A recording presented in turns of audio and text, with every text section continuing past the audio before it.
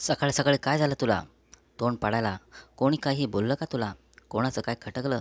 तुमच्या बायकांचे काही कळतच नाही. कधी हसता कधी रडता. अचानक काय होतं तुला? असं उदास बसायला काय कमी आहे का तुला? घरात सगळं मागेल ते एका शब्दावर मिळतं, तरी डोळ्यात अश्रू आणायची भारी हौस तुम्हा बायकांना. एवढा चांगला संसार मिळालं. सासू सासरे अगदी फुलासारखं वागवतात. नवरा तर जोरू का गुलामच झाला की. तरीही तुम्हाला काय खुपतं ते कळायला मार्ग नाही. जाऊ दे, मला ऑफिसला जायला उशीर होतोय, मी निघतो. संध्याकाळी मला तुझं हे पडकं तोंड बघायचं नाही. तेव्हा हसत हसत स्वागत कर आल्यावर. कधी कधी कोणाशी बोलावंसं वाटलं नाही तर शांत राहावं. काही कमी असते म्हणूनच माणूस असा उदास असतो का? आठवणींवर कोणाचा ताबा असतो? आज आईबाबांच्या लग्नाचा वाढदिवस. मागच्या वर्षी मी तिथे होते तर किती आनंदाने साजरा केला होता. भाऊ बहीण सगळंच कुटुंब एकत्र येऊन छोटासा कार्यक्रम केला होता. सकाळपासून त्याच आठवणी दाटून आल्या. नाही मन लागत कामात म्हणून शांत. तर त्यावर किती काय बोलून गेला तुम्ही. इतकं सोपं आहे का जन्मदाती माणसं कायमचं सोडून नवीन घरात राहणं? राहिलं तरी या आठवणींना तिलांजली देणं तरी इतकं सोपं आहे का? पण ज्यांना स्वतःचं घर, आई वडील, भाऊ बहीण, जिव्हाळ्याची माणसं कधी सोडून जावं लागत नाही, त्यांना बायकांचं दुःख काय कळणार? जाऊ दे, किती काय झालं तरी घरातल्या बाईला दुसरा चेहरा ठेवूनच राहावं लागतं, तरच ती सुखी असं समजलं जातं. अशा आठवणींना, कधी बरसून येणाऱ्या भावनांना हसण्याआड दाबून घालावंच लागतं, असं आई म्हणायची. ते अगदी खरं वाटते मला आता. कशा आहात मॅडम? हसतेच म्हणून मूड बरा झाला वाटतं. खरे आहे का, बायकांचं मन काही केल्यास समजणं महाकठीण. काही नाही झालेलं, मला जरा घरची आठवण आलेली म्हणून. तुला तर सासूरवास नावाचा प्रकारच नाही. तसोबरही त्रास नाही. अगदी आनंदाने नांदतेस की तरी माहेरची आठवण येते. जाऊ दे ना, तुम्हा पुरुषांना ते नाही कळणार. आठवण यायला सासुरवास सोडणं गरजेचं असतं. बरं, रविवारी आई बाबांकडे, ताई दादा बाकीचे सगळे येणार आहेत. आपल्यालाही बोलावले. बरं, जाऊया 4 दिवस. तुला बरं वाटेल, मी पण राहतो 4 दिवस. सुमीचे हे वाक्य ऐकून तर माझे डोळेच मोठे झाले. पहिल्या दिवाळी ज्याने एकच रात्र कधीतरी बायकोच्या माहेरी काढली, तो आता 4 दिवस राहणार होता. मी पण आनंदाने लगेच बॅग भरली. शनिवारी पोहोचलो. माहेरी सगळ्या गोतावळा बऱ्याच महिन्यांनी एकत्र आलेला. नुसता धुडगूस. लहानपणीच्या आठवणीत पासून एकमेकांच्या खोड्यांपर्यंत सगळ्यांची उजळणी चालू होती. सुमित आईबाबांना फोन करून लवकर झोपला. रविवारी मी माहेरात असल्यामुळे मनासारखी झोप घेऊन उशिराच उठले.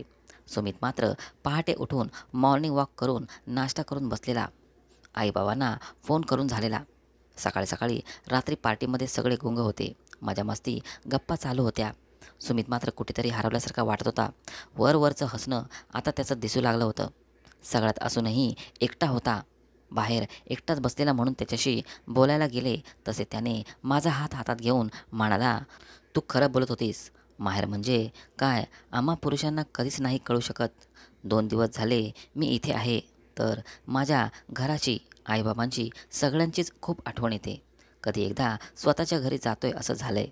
इथे काही त्रास नाही मला, पण जिथे जन्म घेतला आणि ज्यांनी हे जग दाखवलं, ज्या घरात खेळलो पडलो, हसलो रडलो, त्या घरापासून जास्त काळ लांब राहता येत नाही.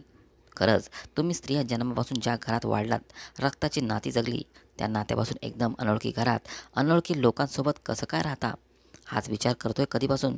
अनोळखी घरी जाऊन त्या माणसांना आपलंसं करणं, नाती जपणं, सगळ्यांची मर्जी राखणं, वरून कधी कधी बोलणे ऐकावी लागतात. काही घरात तर माहेरच्या लोकांचा सुद्धा उद्धार केला जातो. ते सहन करून पण हसत राहावं लागतं.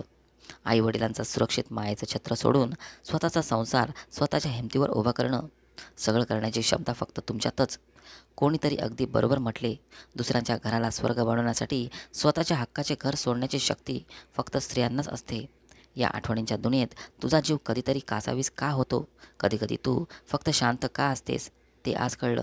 आम्ही मुलं कामानिमित्त बाहेर राहिलो तरी आपल्याच घरी परत जाणार असतो, पण तुम्ही तुमचं नवीन घर, नवीन कुटुंब तयार करत असता. खरं आहे, एका स्त्री जन्मालाच हे जमू शकतं. सुमित, या 2 दिवसाच्या घरापासून दूर राहण्याच्या अनुभवाने तुला कळलं की हे फक्त स्त्रियांना जमू शकतं. पुरुष नाहीत स्वतःचे घर सोडून असं नवीन घर, नवी माणसं जोडून तिथलाच होऊ शकत. बरं झालं, पुन्हा कधी माझं तोंड का पडलं असं तू म्हणणार नाही.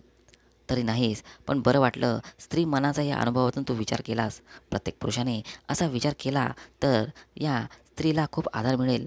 पतीचं माहेर काय त्याला कळू शकत नाही, पण समजू तर नक्कीच घेऊ शकतो. सुमितला तर भावना समजल्या, तिचं माहेर पण समजलं, पण सगळ्याच पुरुषांना ही परिस्थिती समजतेच असं नाही. तुला काय कमी आहे का असंच म्हणून दुःखावर फुंकर घालण्याची डोळ्यात अश्रू आणणारेच जास्त असतात. काहींना कळतं पण वळत नाही. बोलावं तर वाटतं पण पुरुषार्थाने सगळे शब्द मागे फिरतात. स्त्रीकडे माया, ममता, प्रेम जसं भरलेलं असतं तसं सहनशक्ती आणि माहेर सोडण्याची शक्ती तिलाच उपजत मिळाली असते. तेवढी हिंमत स्त्री सोडून कोणामध्येही नाही. माहेरपण म्हणजे काय हे नवऱ्यांना समजण्यासाठी त्यांना असे अधूनमधून माहेरी 4 दिवस राहण्यासाठी न्यावे का? तुम्हाला काय वाटतं?